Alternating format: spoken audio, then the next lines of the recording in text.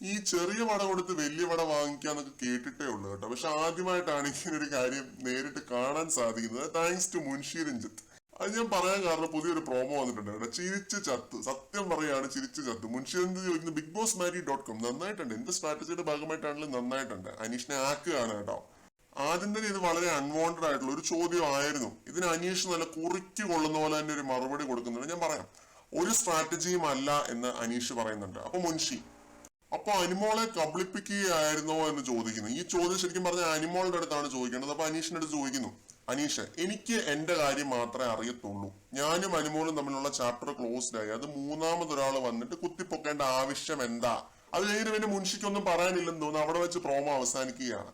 First വീക്കിലൊക്കെ ഔട്ടായിട്ട് last വീക്കിലെ ഈ re എൻട്രിക്ക് വന്നിട്ട് എന്തിനാണ് ഇങ്ങനെ കോമഡി പീസ് ആവാൻ പോയതെന്ന് സത്യമായിട്ടും എനിക്ക് അറിയത്തില്ല കേട്ടോ. ഫസ്റ്റ് വീക്കിലോ നടന്നില്ല, ലാസ്റ്റ് വീക്കിലെങ്കിലും ഇച്ചിരി എന്തെങ്കിലും കോണ്ടന്റ് കൊടുത്തിട്ട് പോവാമെന്ന് ഓർത്തിട്ടായിരിക്കും.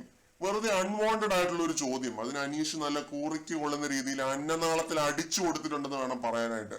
മൂന്നാമതൊരാൾ അതിന്റെ അകത്ത് അഭിപ്രായം പറയേണ്ട എന്ത് കാര്യമാണുള്ളത്? അനീഷും അനിമോളും അല്ലാതെ മൂന്നാമതൊരാൾ ഈ ഒരു കേസിൽ അഭിപ്രായം പറഞ്ഞത് ആരാണെന്ന് നിങ്ങൾക്ക് അറിയാം. ആദിലയും അല്ല, നൂറയും അല്ല, അത് നെവിനായിരുന്നു.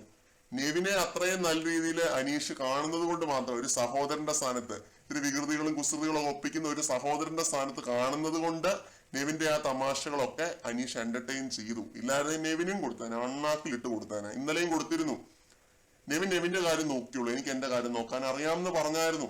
മനസ്സിലായില്ലേ? ഇത് മുൻഷി ഇത്രയും പറഞ്ഞത് കൊണ്ടാണ് അനീഷിന്റെ വായിന്ന് ഈ ഒരു സംഭവം കേട്ടത്. എന്നാലും ലൈവിൽ കാണാൻ കാത്തിരിക്കുകയാണ് കേട്ടോ. മുൻഷി ആകെ ചോദിച്ചത് അബദ്ധമായി പോയല്ലോ ദൈവമേ, ചെറിയ വട കൊടുത്ത് വലിയ വട വാങ്ങിച്ചല്ലോ എന്നായി പോയി കാണും. കൂടുതൽ അപ്ഡേറ്റുകളുമായിട്ട് വീണ്ടും കാണാം.